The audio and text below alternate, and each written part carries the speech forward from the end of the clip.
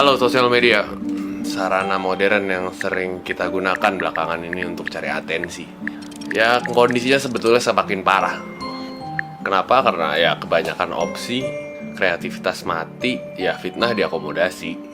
Terlalu banyak juga platform yang udah kita kenal, mulai dari MySpace, Facebook, Friendster, Pet, apapun lah.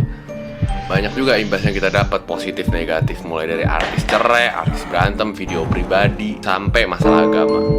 Apapun yang kita anggap ngebuat value kita jadi tinggi, ya yang ngebuat kita juga seenggaknya dianggap di tengah masyarakat.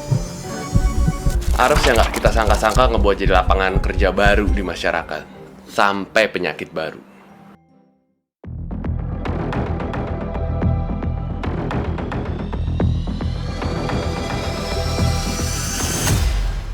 Dikutip dari beberapa artikel, efek dari sosial media membawa dampak buruk yang mengakar.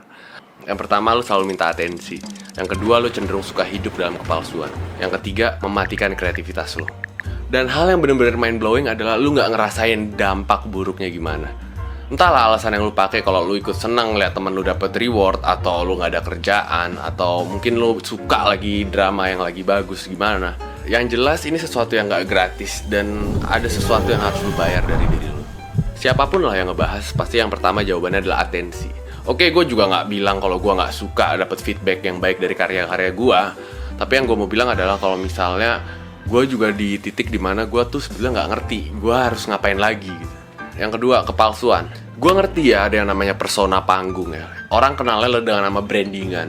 Cuma gue yakin dari satu sisi kehidupan lu pasti ada satu yang lu pikir kayak, ini orang sebetulnya aslinya nggak kayak gini, tapi di media sosial dia harus begini. Dan itu kadang lu kayak gremet banget pengen negur gitu loh. Yang ketiga, mematikan kreativitas lu. Apa benar peran sosial media malah matiin kreativitas lu? Peran yang penting di otak lu.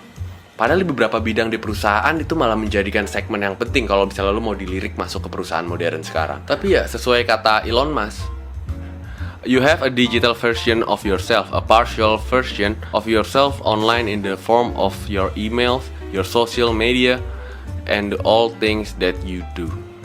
Lah secara nggak langsung berarti lu punya pribadi yang beda dalam versi digital lu, dan secara nggak langsung berarti lu adalah bagian dari mesin. Gue penasaran apa sosial media bakal membuat kategori sendiri untuk social damage. Dan akhirnya ya gue bikin accidental sampling cuy. Sampel 1 umur 18-35. Kebanyakan gak tahu mau ngapain kalau gak ada HP di saat dia sendiri. Sampel 2 umur 45-67. Kebanyakan membatasi penggunaan HP saat dia sendiri. Mungkin accidental sampling gak punya tingkat akurat yang tinggi ya. Cuma sampel 2 bakal digantikan oleh sampel 1 cepat atau lambat. Dan kebiasaan dari sampel 1 itu adalah mencerna konten apapun yang diberikan tanpa harus memproses. Mungkin lu nanya apa yang harus diproses? Berita apa yang dikasih? Paham apa yang dikasih?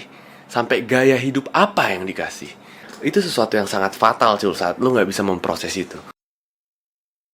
Sama aja waktu festival baru kan.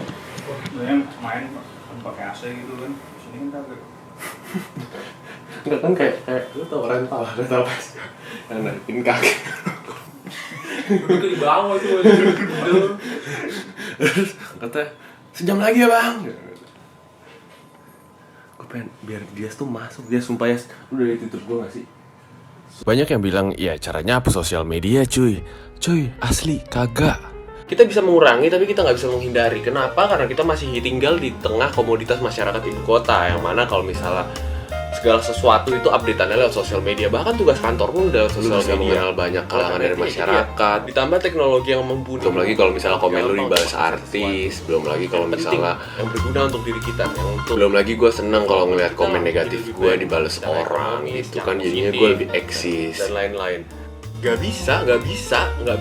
Syarat lini gaul aristokrat Indonesia itu ada di sosial media. Makin bagus sosmed lu, ya makin bagus juga di dunia nyata. Belum lagi masalah FOMO.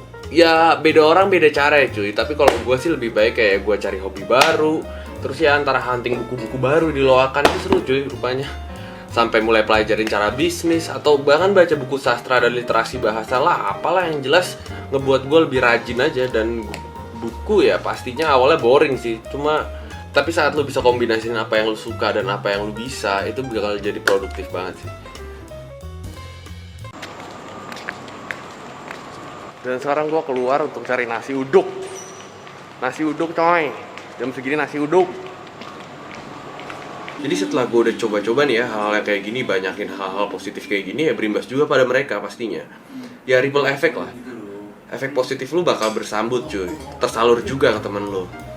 Jadi beneran sebenarnya lu juga bikin healthy circle juga nantinya. Jangan lupa lu share ke temen lu kalau misalnya beberapa orang tuh kan butuh yang namanya kayak bantuan lah untuk ngasih tahu segala macem. Juga ya nggak tutup kemungkinan sih teman-teman juga banyak yang negatif vibe juga. Cuma ya selalu ada pak orang yang kayak gitu pak.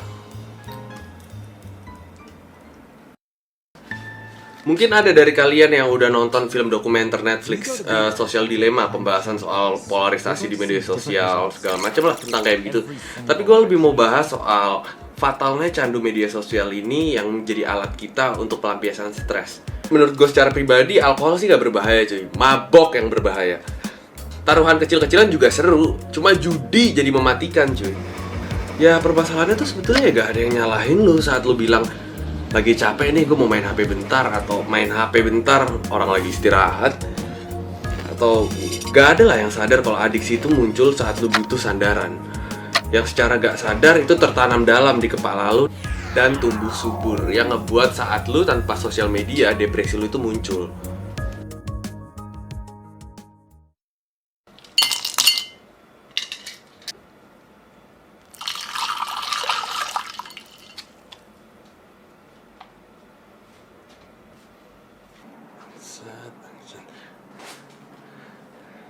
Oke, dari yang bisa kita kutip kali ini adalah bagaimana cara kita bisa memvalue apa yang benar-benar ada dan berarti di sekitar kita.